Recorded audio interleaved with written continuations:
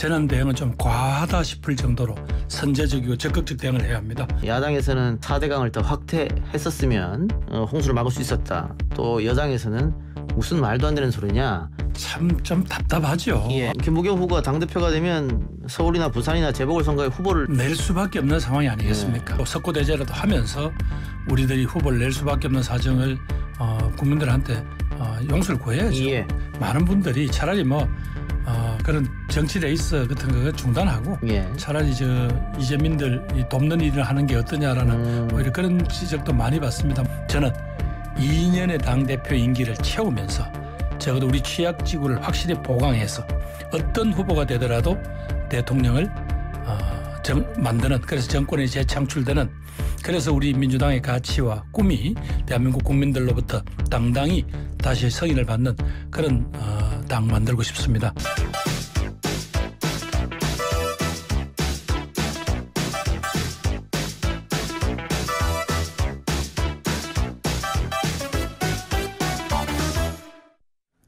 더불어민주당 전당대회 앞두고 후보들을 차례로 만나보고 있습니다. 오늘은 당대표에 출마한 김부겸 전 장관 모십니다. 어서 오십시오. 네, 안녕하십니까. 김부겸입니다. 예, 오늘은 또 내일은 비가 좀 멈췄으면 하는 바람인데 계속해서 내리고 있습니다. 김부겸 후보는 행정안전부 장관을 지내면서 또 재난에 특히 또 신경이 쓰일 텐데 그 장관 하시면서 지진도 겪고 또 태풍도 겪고 하셨잖아요. 예, 그렇습니다. 예. 이런 큰 재난 앞두고 당정청이 할 일이 또 많고 또 당대표 출마하셨으니까 더더욱 다른 부분보다는 여러 가지 생각이 있을 것 같습니다. 어떻습니까? 예, 우선은 우리나라 연평균 강우량이 1,300mm 정도인데 하루에 200mm가 와버렸으니까 여러 가지 이렇게 무슨 우수관로라든가 이런 부분들이 감당하기 어렵죠. 그러다 보니까 이제 빗물이 못 빠져서 자꾸 침수가 되는 건데요. 저는 무엇보다도 우리에게 이런 주어진 악조건 속에서도 저는 재난 대응은 좀 과하다 싶을 정도로 선제적이고 적극적 대응을 해야 합니다. 설마 하다가 사실은 호미로 막을 거를 가래로도 못 막는 그런 일이 생기거든요.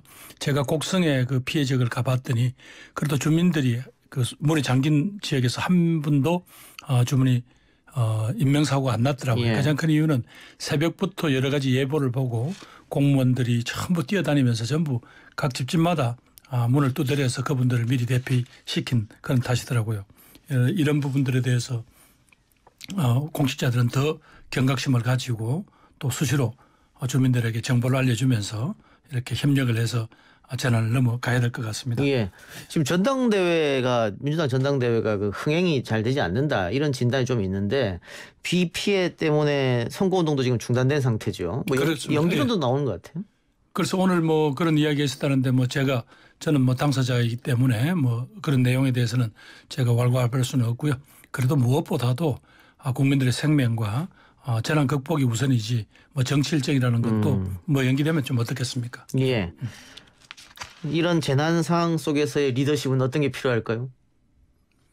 글쎄, 그래도 우리 정부 들어서서 과거보다는 훨씬 더 조금 책임감 있게 지자체든 중앙정부든 그렇게 대응이 가능한 것은 그래도 옛날에 그 노무현 대통령 때 만들어놨던 꼼꼼한 매뉴얼, 그게 그래도 공무원들이라든가 이런 분들이 다 숙지하고요. 각 지자체별로 전부 재난 대응 부서가 딱 있습니다. 그래서 그런 부서가 책임을 지고 일을 하고 있다는 것. 그다음에 여기에 대해서 또 신속한 이런 상황에 대한 정보 교류를 모든 언론들이 협조해 주는 것, 이런 부분들이 전부 다 그나마 국민의 생명을 이렇게 지켜주고 재산을 지켜주는 그런 좋은 사회적 인프라가 갖춰졌다고 보여집니다. 예. 그런데 지금 이렇게 다들 국민들이 힘들어하는데 때 아닌 4대강 논쟁이 벌어졌습니다. 야당에서는 4대강을 더 확대했었으면 홍수를 막을 수 있었다. 또 여당에서는 무슨 말도 안 되는 소리냐. 2차례 감사해서 이미 4대강은 홍수 예방 효과가 없는 것으로 드러났다. 박근혜 정권에서도 그렇게 하지 않았느냐. 그런데 국민들이 봤을 때는 지금 그게 뭐 중요하다고 4대강이 잘했니 못했니를 따지느냐. 당장 수해 복구 이게 중요한 것이고 이재민들을 줄이고 이런 것도 중요한 게 아니냐. 이런 지적이 있습니다. 정치권에 대한 공통된 질타 같아요. 참 좀 답답하죠. 예. 아무리 미래통합당에 속한 지도부나 혹은 의원님들이 할 말을 하고 싶어도 지금은 사실은 지금 재난 극복이 우선 아닙니까? 이 와중에서 무슨 4대강 논쟁 정말 국민들이 보기에는 황가하기도 하지만 얼마나 화가 나겠어요. 뭐 여기서 원인을 굳이 따지자기보다도 저는 뭐 아까 우리 당의 서른 의원님이 말씀하신 대로 정말 박근혜 정부에서도 또 문재인 정부에서도 감사를 해보니까 4대강의 보건설이라는 거는 사실은 그 홍수 문제하고는 별 관계가 없다는 또 결론도 나왔고요. 오히려 그런 것보다는 지금은 모두 다 정치권이건 뭐 정부든 지자체든 또 국민이든 모두 합심해서 정말 지금 며칠째입니까 지금 하루에 몇백 미리씩 쏟아지는 이 비 빨리 거기에서부터 국민들을 안전하게 지켜내고 또 재산을 가능한 한 많이 보호를 하는 게 이게 우선 아닌가요? 예. 네, 그렇게 말씀드리고 싶습니다. 자, 전당대회 질문을 본격적으로 하기 전에 이거부터 한번 여쭙시다. 지금 당정청 관계에서 지금까지 당이 청와대에 너무 끌려간 게 아니냐. 뭐 그동안은 대통령의 높은 지지율 70% 이상이기 때문에 당이 그 밑에 있어서도 상관없었지만 이제는 당이 조금 청와대보다 앞서 나가는 전략을 세운다거나 이렇게 해야 되는 거 아니냐. 만약에 청와대가 잘못된 정책을 내면 대립각도 세울 수 있고 그거를 새로운 지도부가 할 수 있겠느냐. 뭐 이런 이야기가 좀 흘러나온 것 같은데 본인이 만일 당 최고 자리에 오르게 되면 당정청 관계를 어떻게 한번 새롭게 하실 건지. 그것은 이제 각자의 역할을 보면 그거는 불가피합니다. 왜냐하면 청와대는 이제 대통령이 임기를 잘 마무리하도록 하는데 관심이 집중될 거고요. 아무래도 정부는 국민 여론으로부터 한 발짝 떨어져 있으니까 여러 가지 대응이나 이런 데서 소극적이나 굼떨 수밖에 없습니다. 그런데 당은 정말 매일 국민들로부터 질타도 받고 또 요구도 받고 하거든요. 그럼 이런 여론을 수렴해서 뭔가 제도 개혁이든 예산 투입이든 이런 걸 해낼 수 있는 데는 지금 현재로는 당밖에 없습니다. 따라서 앞으로 당이 제 목소리를 내고 또 당이 그 점에서 지금보다 더 적극적인 역할을 할 수밖에 없는 게 이제 말하자면 이 여권의 시스템이죠. 예. 네. 그리고 지금 이번에 당대표 되는 사람이 다음 차기까지 관리할 수 있지 않습니까? 그렇기 때문에 더 중요한 건데 물론 이낙연 후보가 되면은 중간에 간둘 수도 있다. 뭐 이런 얘기가 있습니다만은 그래서 김부겸 후보가 반대로 난 끝까지 간다. 뭐 이렇게 얘기했어요. 그게 차별성을 띌 수 있을까요? 그런 우선 그런 판단이야 대의원이나 당원들께서 하시는 거기 때문에 제가 뭐라고 긴 말씀은 안 드리겠습니다만 분명한 것은 지금 우리 앞에 놓여 있는 여러 과제를 생각할 때 거쳐가는 당대표 정검다리 당대표로서는 곤란하다는 거죠. 왜냐하면 새 당대표가 만약에 대선에 나가실 분이 되면 이분들은 내년 3월 9일까지 사임을 해야 합니다. 4월 7일에 서울시장, 부산시장 재보궐선거가 있습니다. 5월 9일에는 다시 후임 당대표를 뽑아야 합니다. 이거 상식적으로 생각하면 이렇게 정치적인 이 무리수가 어디 있나요? 그래서 또 바로 8월 말이나 9월 초부터는 대통령 후보 경선 관리에 들어가야 됩니다. 그리고 또 불과 2022년 3월에는 대선, 6월에는 지방선거. 옆으로 이 촉박한 정치 일정이라든가 또 그 하나하나의 정치적인 일정들이 갖는 의미를 생각하면 이거 중간에 무슨 다른 생각할 여력이 없습니다. 여기서 올인을 하고 지금부터 준비를 해도 지금 만만치 않은 상황이다. 그 말씀을 다시 드리고 싶습니다. 그러면 김부겸 후보가 당대표가 되면 서울이나 부산이나 재보궐선거에 후보를 내겠다 이런 입장인 것 같네요. 낼 수밖에 없는 상황이 아니겠습니까? 그리고 그 과정에서 그렇게 되면 우리 당원을 손을 봐야 되니까 그 문제에 대해서는 또 당원들도 그런 의견이 강하다는 건 제가 정부 돌면서 확인했고요. 그러면 국민들한테 상황을 설명하고 정말 요구대로 석고대죄라도 하면서 우리들이 후보를 낼 수밖에 없는 사정을 국민들한테 용서를 구해야죠. 최근 여론조사가 하나 있습니다. 민주당 당대표에 대해서 이낙연 후보가 1위를 기록한 건데 물론 이것은 대의원은 빠졌고 일반 국민을 상대로 한 조사이긴 합니다만 언론에서는 1강이라고 표현을 하더라고. 1강 1중 1약 이렇게 표현도 하고 동의하십니까? 글쎄 현장에 뛰어본 제 감각하고는 다른데 평론을 하실 수 있는 입장에 있는 우리 이제 이 작가님하고 제 처지는 다르죠. 그런데 저는 이제 현장에서 제가 요구하는 이 당대표의 역할을 뭐로 볼 거냐라는 제 호소가 상당히 먹히고 있고 또 그런 쪽에서 우리 대의원들 당원들은 고민하고 있다. 이런 분들 많이 만나죠. 선거가 대의원 당원 일반 국민 이렇게 하는데 가장 중요한 건 역시 대의원 표심 아니겠어요? 그 퍼센테이지로 봤을 때 가장 많이 몰려있기 그렇죠. 때문에. 그분들이 아무래도 이제 우리 당의 정치적 상황에 대해서 가장 열심히 고민하고 가장 또 우리 당의 처지에 대해서 제일 민감한 분들이죠. 예. 그 대의원 표심을 공략할 준비는 돼 있습니까? 지금 열심히 하고 있지 않습니까? 근데 뭐 이제 홍수나 이런 것 때문에 대의원들을 직접 만나는 기회가 적어가지고 뭐 그런 게 아쉽죠. 예. 아쉽지만 그러나 뭐 이런 천재지변에 인해서 그걸 극복하는 게 예. 무엇보다 최우선이고요. 저만 해도 사실은 많은 분들이 차라리 뭐 그런 정치 레이스 같은 거 중단하고 예. 차라리 저 이재민들 이 돕는 일을 하는 게 어떠냐라는 오히려 그런 지적도 많이 받습니다. 물론 그렇지만 또 저희들이 지금 열심히 현장에서 대응하고 있는 그런 뭐 공직자들 오히려 방해가 되는 일도 있고 이래서 조심스러운데요. 그저께만 해도 제가 이제 광주 상황실에 들렸습니다. 시장님도 뵀습니다마는 오히려 방해가 될까 봐 빨리 나왔고요. 곡성에서는 사실은 전부 그 이재민들 위로를 하러 갔는데 오히려 그분들이 오히려 담담하게 이 상황은 이렇게 된 거지만 가능한 한 나중에 어떤 복구라든가 이렇게 뒤처리에 있어서 중앙정부가 이렇게 외면하지 말고 더 확실한 대책을 세워달라는 오히려 그런 말씀을 예. 하셨습니다. 자, 아까 여론조사 이야기했습니다마는 거기서는 뭐 2위를 하셨고 그런데 그 소상공인 자영업 민주당원 2천여 명이 김부겸 후보를 공식 지지했다. 이것은 김부겸 후보로서는 뭐 천군만마를 얻은 듯한 소식일 텐데 네. 소상공인 당원들이 왜 김부겸을 선택했을까요? 제가 이제 그분들하고 그동안 많은 현장에서도 대화를 했고요. 제가 또 장관 때나 혹은 이럴 때 바로 이제 이분들하고 실질적인 도움이 될 만한 몇 가지 지원 같은 거 이런 부분들이 있었습니다. 그래서 그분들이 지금 당장보다는 제가 정치인으로서 그런 진정성을 가지고 이렇게 자신들의 상황을 들어주고 또 하려고 노력한 데 대해서 그분들이 저에게 힘을 좀 실어주신 것 같습니다. 예. 그 아까 우리 온에어 빨간불 들어오기 전에 저랑 잠깐 사담을 나눴는데 민심이 요즘에 좀 좋지 않다 이런 말씀 하셨어요. 네. 그 청와대 참모진들이 일괄 사표를 비서진들이죠. 5명이 낸 것도 아마 그런 상황 인식을 했기 때문에 그런 것 같습니다. 이 좀 정부 여당으로서는 굉장히 어려운 상황인데 특히 부동산 문제 어떻게 해결해야 될 것 같습니까? 역시 당대표가 되면 당과 또 청와대 정부가 또 협심하고 이 문제를 다뤄야 되지 않겠어요? 뭐 인사 문제는 보통 과거에도 보면 이렇게 조금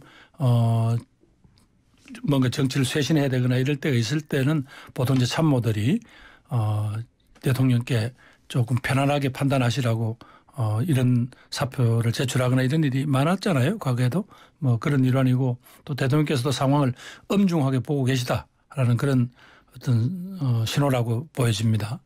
당대표가 되면 무엇보다도 이 바로 이제 부동산을 둘러싼 이 국민들의 허탈한 마음을 우선 어떻게든 간에 위로해 드려야 되지 않겠습니까? 예. 그중에 하나는 분명한 것은 더 이상 부동산 투기를 통해서 이렇게 국민들의 가슴을 국민 경제 전체를 말하자면 흔들어대는 여기에 굴복할 수는 없잖아요.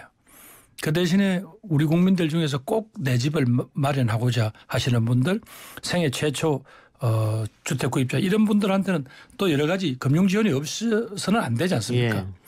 그다음에는 장기적으로 이제 조세를 통해서 이렇게 불로소득에 대해서는 확실하게 다시 대한민국 공동체가 그 문제에 대해서 건강하게 쓸 수 있도록 하겠다라는 어떤 그런 것들 의지를 확실히 보여야 될 겁니다. 그러니까 공급, 조세 또 그다음에 여러 가지 또 정부의 의지 이런 것들이 정확하게 매치가 되면 될 것 같습니다.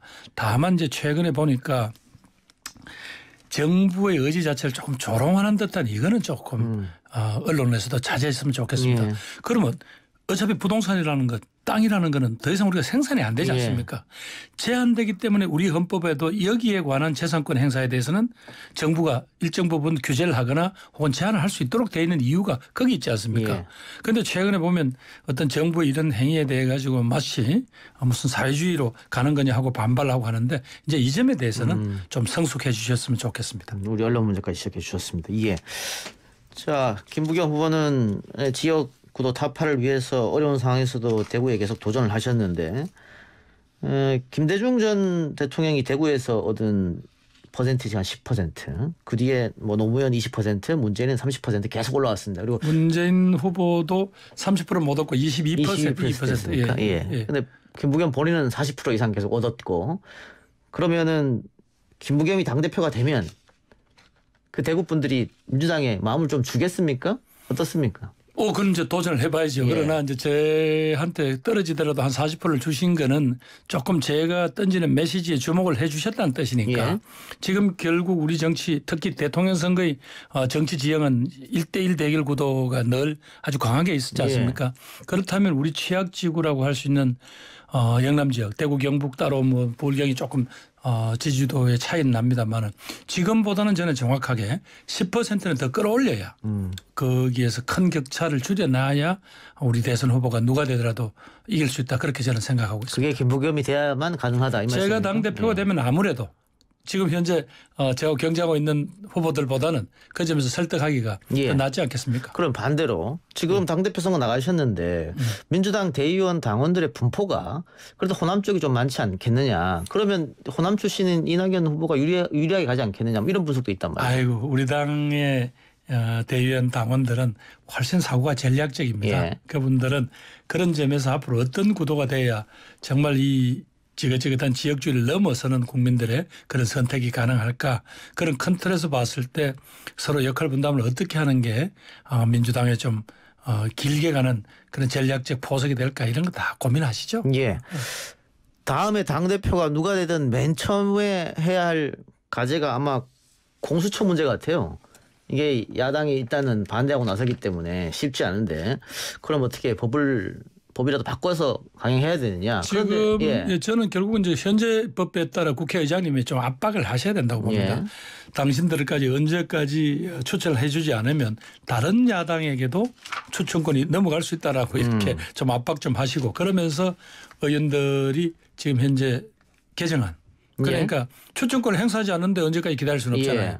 그래서 그런 어떤 투 트랙으로 그렇게 해서 실질적으로 어떤 형태를 통해서든지 연말까지는 출범을 시키는 12월 중에는 출범을 시켜야 될 것 같습니다. 그 민주당 의원들한테 다 물어보면 설득할 때까지 설득하고 안 되면은 어쩔 수 없는 거 아니냐. 이 법이라도 바꿔야 되는 거 아니야. 이렇게 다 얘기했어요. 그러니까 그거를 법이라도 바꾸는데 그때까지 무작정 기다려 갖고는 일이 안 되잖아요. 한쪽에서는 개정안을 가지고 이제 말하자면 압박을 하고 한쪽에서는 의장님이 일단은 지금 현재 위촉되신 분들 예를 들면 당연직 3분 변협 회장님하고 뭐 법원 행정처장님 이런 분들도 조치를 하고 그다음에 우리 여당에서 추천한 분들 모셔다 놓고 간담회라도 하셔서 실질적으로 이런 이유 때문에 제1야당한테 비토권까지 줬는데 그것도 행사 안 하겠다? 저는 이거는 일종의 법 앞에서 이거는 일종의 특권을 요구하는 거라고 봅니다. 이건 있을 수 없는 일이라고 봅니다. 근데 지금 미래통합당에서는 헌재 판단이 나올 때까지 기다리겠다. 그거는 언제 나올지 알 수 없으니까. 그분들도 법을 하는 분입니다. 그게 얼마나 억지 소리인지는 본인들이 너무 잘 아실 텐데 이렇게 또 정정으로 몰고 간 아쉬움이 있습니다. 김부겸 후보가 다른 방송 가서 연말까지 안 되면 연말까지 하겠다 이렇게 얘기해서 민주당 지지자로부터 공격을 받은 걸로 제가 알고 있는데. 그래서 연말까지 아무것도 안 하고 기다리겠다는 뜻으로 아마 그분들이 받아들인 것 같아요. 근데 무조건 어떻게 기다립니까? 아까. 근데 정치 일정상 전당대회하고 또 9월 10월에는 국정감사가 있지 않습니까? 그래서 지금부터. 그래서 정치 타임라인상 사실 연말로 갈 수밖에 없는 상황인데. 그렇죠. 입법에 들어가는 시간이 있고 해서 그랬는데.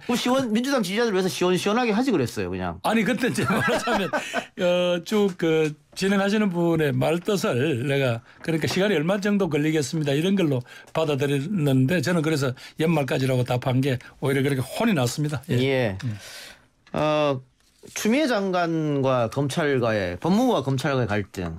일단 글쎄요. 뭐 민주당 어떻게 생각할지 모르겠습니다만 우리 언론에서는 추 장관의 독주다 뭐 이런 식으로 쓰고 있더라고요. 그거보다는 오히려 그동안 과도한 특권을 누렸던 검찰을 추 장관이 또박또박 여러 가지 법에 주어진 권한 내에서 검찰들을 정상화시키고 있다. 저는 오히려 그렇게 봅니다. 알겠습니다. 그러면 뭐 아까 공수처 얘기도 했습니다. 이것도 역시 검찰개혁의 일환 아니겠습니까? 그렇습니다. 다음 당대표가 떠안아야 될 굉장히 큰 몫이고 또 언론개혁 문제도 있고 쉽지는 않아 보입니다. 왜냐하면 지금까지 우리가 얘기했던 검찰이나 언론이나 일단 우리 사회에서도 기득권이기 때문에 그 저항이 만만치 않을 거란 말이죠. 보관이 있으십니까? 현재 분명히 저는 국민들에게 이렇게 호소를 드리고 싶습니다. 현재 이 기득권을 그대로 두고 세상을 정말 좀 바르게 가고 개혁을 할 방법은 없습니다. 어쨌든 사회적 강자들 또 권력을 가졌던 부를 가졌던 분들이 조금씩 양보를 하지 않고는 이게 새로운 세대들한테 우리가 뭐가 같이 함께 살자고 내세울 게 없습니다. 그러면 내 가족은 괜찮지만 내 이웃은 그렇게 절망에 빠져 있는데 이게 그냥 어떻게 뭉개고 지나갈 수 있다? 저는 그건 불가능하다고 봅니다. 그래서 어떤 정치 세력, 지금은 저희 민주당이 이 문제에 관해서는 강하게 대한민국 공동체를 살린다는 의지를 가지고 이 개혁에 제일 앞장설 수밖에 없습니다. 예, 마지막으로 저 뽑아달라고 한마디 하시기 바랍니다.